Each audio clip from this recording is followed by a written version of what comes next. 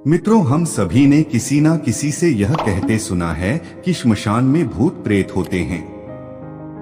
और कुछ लोग यह भी कहते हैं कि श्मशान में भूत प्रेत की आत्मा 12 बजे रात को घूमती है। मित्रों, चलो जानते हैं महात्मा बुद्ध जी से श्मशान में भूत होते हैं या नहीं, एक कहानी के माध्यम से। जो भी व्यक्ति गौतम बुद्ध का शिष्य बनकर बुद्ध के साथ रहना चाहता है और बुद्ध की शरण में आना चाहता है, तो बुद्ध जी कुछ लोगों को बुद्ध बिना परीक्षा लिए ही स्वीकार कर लेते थे और आश्रम में रहने की अनुमति दे देते हैं। पर कुछ व्यक्तियों को वो कह देते कि जाओ, पहले एक दिन और एक रात शमशान में गुजार कर आओ। एक दिन एक व्यक्ति बुद्ध के पास आया और उसने बुद्ध के आश्रम में शामिल होने की इच्छा जताते हुए कहा, हे गुरु जी, मैं आपका शिष्य बनना चाहता हूँ। बुद्ध ने कहा, तुम्हें मेरा शिष्य बनने के लिए एक दिन और एक रात पूरा शमशान में बिताना होगा और वहां पर तुम जो कुछ भी देखोगे, जो भी महसूस करोगे, मुझे आकर बताओगे, तब उसके बाद ही तुम आश्रम में शामिल हो पाओगे। गौतम बुद्ध की ये बात सुनकर वो व्यक्ति घबरा गया और उसने बुद्ध से डरकर कांपती आवाज में कहा, गुरु जी, दिन में तो ठीक हैं, लेकिन रात में शमशान में रहना बहुत खतरा है। बुद्ध ने कहा, कैसा खतरा? व्यक्ति ने कहा, वहां भूत प्रेत होंगे, वो मुझे पकड़ लेंगे और जान से मार देंगे या तो मेरा जीवन नर्क बना देंगे। भूत प्रेतों का खौफ उस व्यक्ति के चेहरे पर साफ दिख रहा था। बुद्ध ने कहा, क्या तुमने भूत प्रेत देखे हैं? व्यक्ति ने कहा, नहीं, पर मैंने सुना बहुत हैं और कुछ ऐसे लोगों को जरूर देखा है जिनमें भूत आ जाते हैं और उन्हें परेशान करते हैं, अजीब अजीब हरकतें करते हैं। इस पर बुद्ध ने कहा, फिर तो अब तुम्हारे पास ये अच्छा मौका है ये जानने के लिए कि क्या सच में भूत प्रेत होते हैं या नहीं। तुम एक रात शमशान में व्यतीत करो, वहां पर तुम्हें कुछ ऐसा लगे कि वो भूत हैं, तो देखना कि वो कैसा दिखता है। और यदि ऐसा कुछ ना हुआ तो तुम यह जान पाओगे कि भूत प्रेत जैसी कोई चीज नहीं होती है। इस तरह पूरी रात तुम जो भी अनुभव कर पाओ, वो सब कुछ सुबह मुझे आकर बताना। बुद्ध की बातों को सुनकर वो व्यक्ति तैयार हो जाता है। व्यक्ति बोला, ठीक है गुरु जी, मैं एक पूरा दिन और रात शमशान में गुजारूंगा। बुद्ध ने कहा, ठीक है, अभी तुम स्नान कर लो और आश्रम में जाकर भोजन करके आराम करो और कल सुबह की पहली किरण के साथ ही शमशान पहुंच जाना। व्यक्ति को आश्रम में जाने के बाद बुद्ध ने अपने 4 शिष्यों से कहा कि वह व्यक्ति कल शमशान जाएगा, तुम सब उसके पीछे जाना और उस पर नजर रखना, पर ध्यान रहे उसे थोड़ा भी ना लगे कि कोई उस पर नजर रख रहा है। अगले दिन सुबह होते ही वो व्यक्ति शमशान में पहुंच गया और 4 शिष्य भी उस व्यक्ति का पीछा करते हुए एक जगह छुपकर उस व्यक्ति पर नजर रखने लगे। जब तक दिन था तब तक वो व्यक्ति शमशान में इधर उधर घूमता रहा, उसे काश वैसा कुछ भी अनुभव नहीं हुआ। लेकिन जैसे जैसे सूर्य के ढलने के साथ अंधेरा बढ़ता जा रहा था, वैसे वैसे व्यक्ति की धड़कनें भी बढ़ती जा रही थी। किसी तरह उस व्यक्ति ने पूरी रात शमशान में गुजार ही ली और सुबह होते ही वो बुद्ध के पास पहुंच गया। बुद्ध ने व्यक्ति से पूछा, बताओ शमशान में कैसा समय गुजरा तुम्हारा? क्या तुमने कोई भूत देखा और क्या क्या अनुभव किया?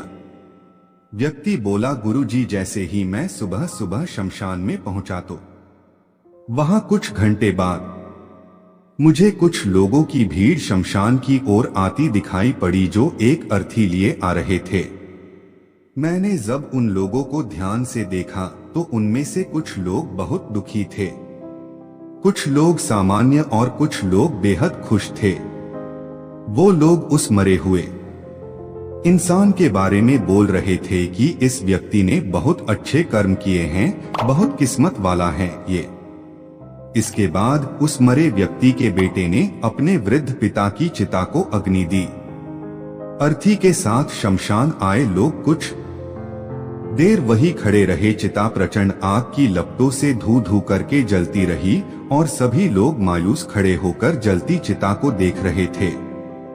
जैसे जैसे चिता की आग धीमी होने लगी, वहां पर मौजूद लोग भी वहां से जाने लगे और थोड़ी देर बाद वहां पर 2 और अर्थी आई, जिसमें एक अर्थी किसी अमीर व्यक्ति की थी जो तरह तरह के फूलों से बहुत सजी धजी थी। उस अर्थी के आसपास बहुत से लोग भी थे।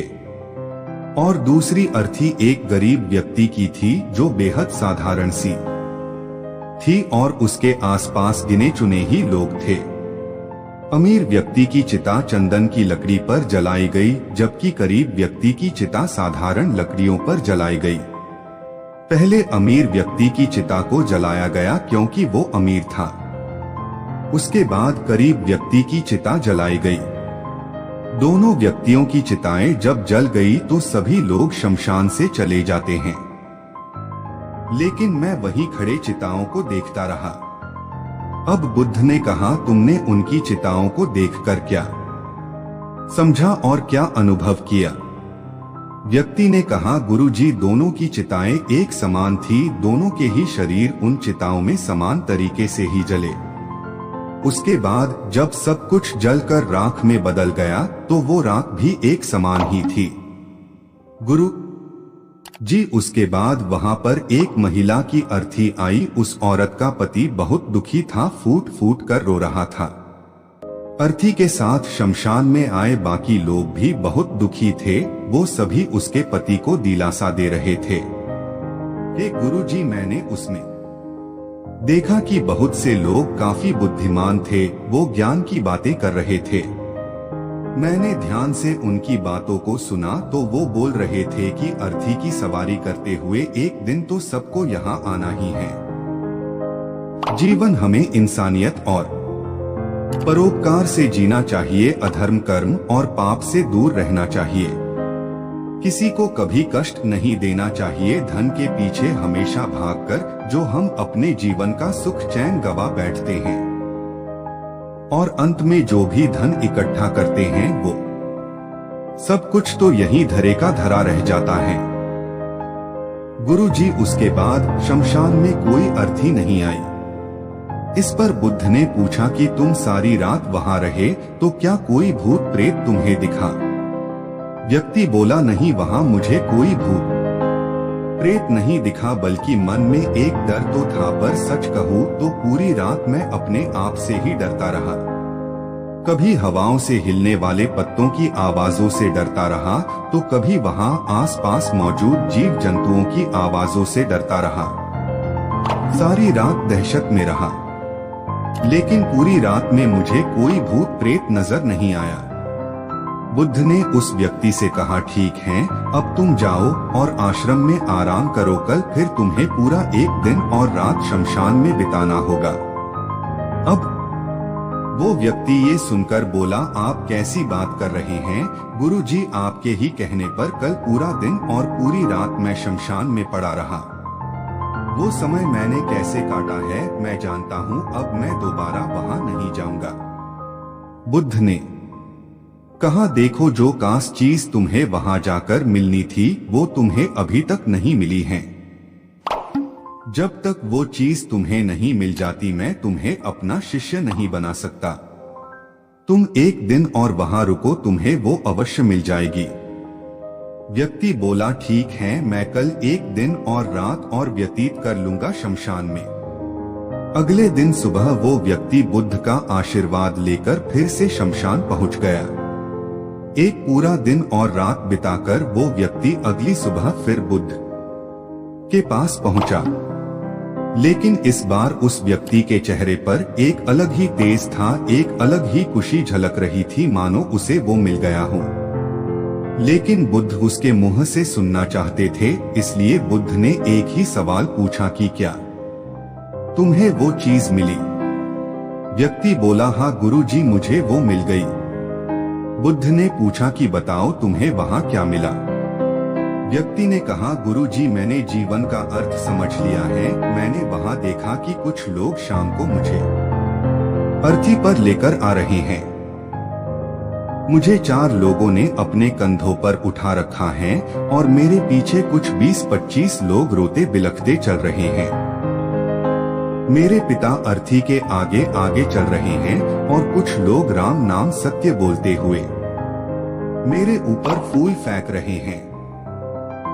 मेरे सभी रिश्तेदार बहुत दुखी थे। भीड़ में मौजूद कुछ लोग तो सिर्फ दुखी होने का नाटक कर रहे हैं, कुछ लोग मेरे पिता को दिलासा दे रहे हैं। तभी कुछ देर बाद मेरी अर्थी को जमीन पर रख दिया गया और मेरे शरीर को उठाकर चिता पर लिटा दिया गया। मैं ये सब दृश्य अर्थी पर लेटे हुए देख रहा था। मैंने उस अर्थी से उठना चाहा पर उठ नहीं सका। मैं सांस लेना चाहता था पर सांस नहीं ले पा रहा था। मैं पूरी तरह से असमर्थ और विकलांग की तरह था क्योंकि मेरे अंदर सांस नहीं थी। मैं अपने पिता को गले लगाना चाहता था लेकिन मैं उठ नहीं सकता था। मैं अपने भाई को गले लगाकर ये कहना चाहता था कि तुम अपना और माता पिता का ध्यान रखना, घर व परिवार की जिम्मेदारी अब तुम्हारे ऊपर है। इसे बखूबी निभाना, इससे मेरी आत्मा को शांति मिलेगी। कुछ समय बाद मेरा मुंह कपड़े से ढक दिया गया और शरीर के ऊपर कई लकड़ियां रख दी गई। मुझे अब कुछ भी दिखाई नहीं दे रहा था। फिर उसके बाद मुझे अत्यंत गर्मी महसूस हुई। मुझे एहसास हुआ कि मुझे अब जलाया जा रहा है। धीरे धीरे लकड़ियों के साथ साथ मेरा पूरा शरीर जलने लगा। मेरा दम घुट रहा था। मैं उठना चाहता था। आखिर आग ने प्रचंड रूप ले लिया और धीरे धीरे मैं भी उस अग्नि में पूरी तरह खो गया। पूरी रात मैं खुद को ऐसा ही जलता देखता रहा। मैंने देखा कि अंतिम रूप में मैं एक राख बन चुका हूँ। उस पूरी रात ना तो मैं डरा ना ही मुझे डर का एहसास हुआ। जब आंखें खुली तो एक तीव्र रोशनी मेरे आंखों पर पड़ी। मैंने देखा कि ये तो मैं हूँ, वो भी शरीर के साथ। मुझे बहुत खुशी का अनुभव हुआ। उसके बाद मेरे मन से ना जाने कितने ही भ्रम समाप्त हो गए और मैं आपके पास आ गया। बुद्ध मुस्कुराए और बोले कि तुम अब आश्रम में शामिल हो सकते हो क्योंकि तुमने अब ज्ञान रूपी उस बीज को प्राप्त कर लिया है जिसमें शरीर को भूलकर स्वयं को जानने की इच्छा होती है। इसी ज्ञान की प्राप्ति के लिए मैंने तुम्हें शमशान भेजा था, जहां अंततः तुमने ये जाना कि शरीर नश्वर है, नेत्रों से दिखने वाली हर चीज नश्वर है।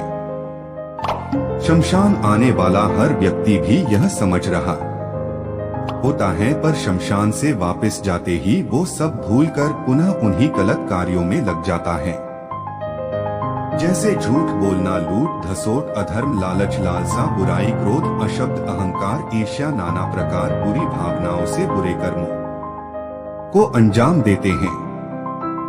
किंतु अब तुम्हारे अंदर ज्ञान का वो बीज जम चुका है जिसमें हम जीवन को तब तक नहीं समझ सकते जब तक मृत्यु को निकट से देखा व समझा ना जाए। अच्छे स्वास्थ्य की कीमत वही समझ सकता है जो अत्यंत बीमार हो या जो बहुत लंबे समय से गंभीर बीमारियों से जूझ रहा हो। ठीक उसी तरह जीवन का महत्व वही समझ सकता है जो मृत्यु से रूबरू हुआ हो या जो मृत्यु को समझ चुका हो, एहसास कर चुका हो। अब तुम्हें इसी बीज को लक्ष्य बनाकर ध्यान की मदद से स्वयं को और ज्यादा जानना है और ज्ञान की उस सीमा पर पहुंचना है जिसे जानने के बाद कुछ भी शेष नहीं रह जाता है।